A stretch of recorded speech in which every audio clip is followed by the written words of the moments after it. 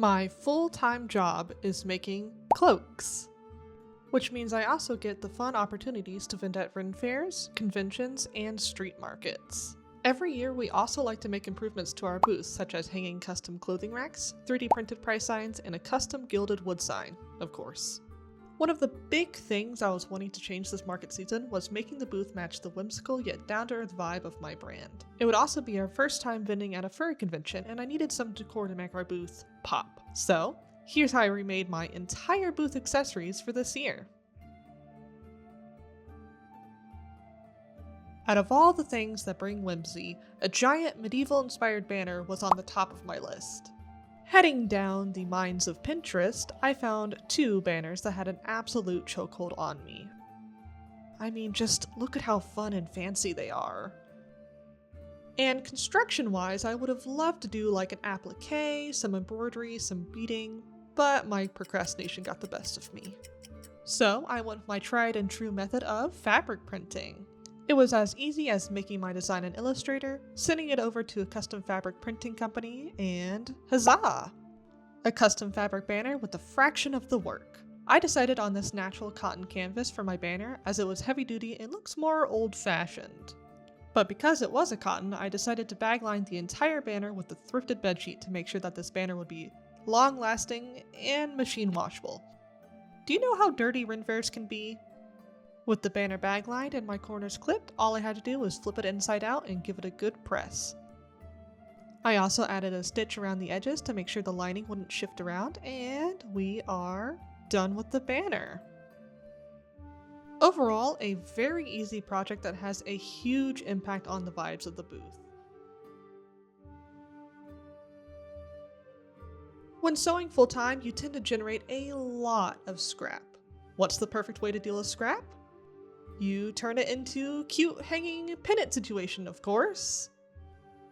For these flags, I wanted them to be outside of our 10x10 booth for some curb appeal, so I needed 3 11-foot long banners, each with 11 flags. Luckily, I had plenty of scrap for this, including some of that extra print from the banner, which made some nice little designs on some of the flags. These were as easy as cut into triangle, bagline as needed, and sew to some bias tape at the top. I ended up adding these to my TFS booth, and they made it look so cute. Bonus points for using up my scrap materials!